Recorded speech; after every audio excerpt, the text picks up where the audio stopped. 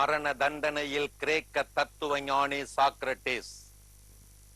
பின்னாளில் வந்து கிரேக்க தத்துவ உலகத்தையே உலுக்கிய என்லைட்டன்மென்ட் பீரியட் என்ற அறிவொளி காலத்தின் முதல் வித்து இவர்.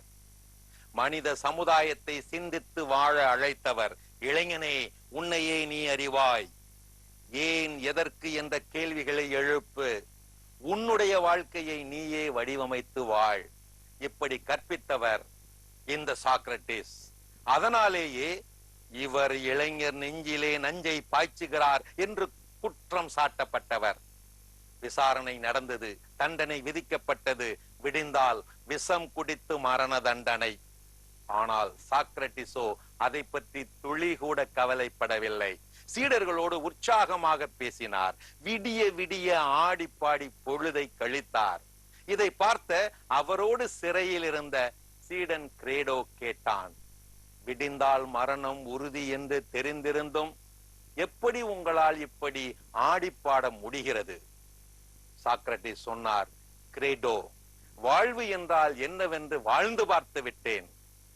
மரணத்தை தான் இன்னும் நான் அனுபவித்து பார்க்கவில்லை. வாழ்வை அறிந்து கொண்ட நான் இதோ நாளை மரணத்தை அறிந்து கொள்ளப் போகிறேன். தொடர்ந்தார், தெரியாத ஒன்றை நான் தெரிந்து கொள்ளப் போகிறேன். பின் ஆடி பாடாமல் என்ன செய்வது?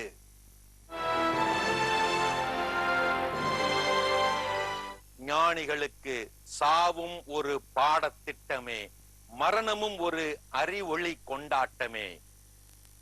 சாவுக்கு சாவு மணி அடிக்க இது போன்ற ஞானிகளால் மட்டுமே முடிகிறது. சாக்ரட்டிஸின் வார்த்தைகள் இவை. எதுவுமே செய்யாமல் இருப்பவன் மட்டும் சோம்பேறி அல்ல, தன்னால் முடிந்ததை செய்யாமல் இருப்பவனும் சோம்பேறிதான். ஞானிகளின் மதிப்பு அவர்களுக்கே தெரிகிறதில்லை. அதனால் தான் அவர்கள் ஞானிகள். பாவம் இந்த மேதைகள். அவர்களுக்கு எல்லாம் தெரியும், ஆனால் வாழ்க்கை மட்டும் நடத்த தெரியாது.